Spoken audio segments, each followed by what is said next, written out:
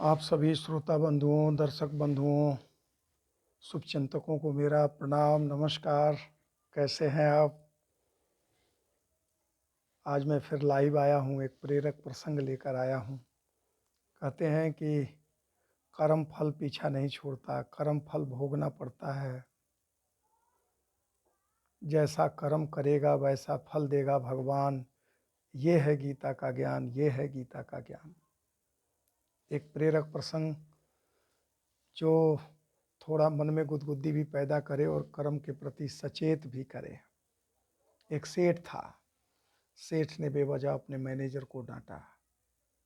Manager अब क्या करे, अब सेठ को तो बोल नहीं सकता, उसके अधीनस्थ है, उसके यहाँ नौकरी करता है, उसके परिवार की रोजी रोटी उसके हाथों है।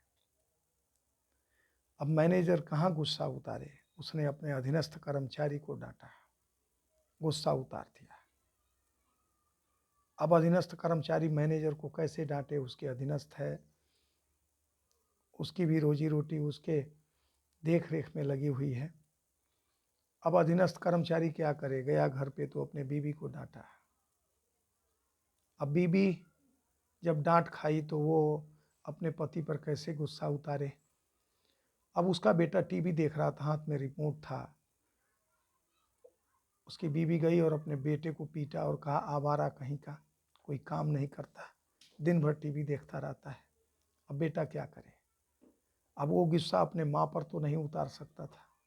वो भी बाहर निकला, हाथ में एक पत्थर का टुकड़ा लिया और एक कुत्ता सो रहा था उसे मारा, कुत्ते पर गुस्सा उतारा। अब कुत्ता भी चिल्लाया, भागा और आगे जो व्यक्ति जा रहा था उसे ही जाके कुत्ता ने काट लिया। अब वो कुत्ता कौन था? वो सेठ था। वो सेठ को ही कुत्ता ने काट लिया। कहते हैं कर्म फल पीछा नहीं छोड़ता। सेठ ने मैनेजर को डांटा बेवजह, मैनेजर ने अधीनस्थ कर्मचारी को डांटा बेवजह, और अधीनस्थ कर्मचारी ने अपने बीवी को डांटा बेवजह, और बीवी ने बेवजह अपने बेटे को डांटा, और बेटे ने बेवजह कुत्ते को मारा, और कुत्ते ने जाकर सेठ को काट लिया। कहने का मतलब कहते हैं कि हमें बेवजह किसी को कष्ट नहीं देना चाहिए। कोई वजह भी हो तो कष्ट नहीं देना चाहिए। कहते हैं कि फूल गेंदवा ना मारो, लगत करेजवा में चोट। गेंदा का फूल कितना नाजुक है, अगर उससे मारने से भी किसी को चोट पहुंचे तो ऐसा कर्म इंसान को नहीं करना चाहिए। कहते हैं हंसी बा खेली बा धीरे से धरी बा पाँव। इस संसार में आए हो तो हंसो भी खेलो भी, लेकिन फूंक फूंक के पाँव रखो। बड़ी कठिन है डगर बनघट की।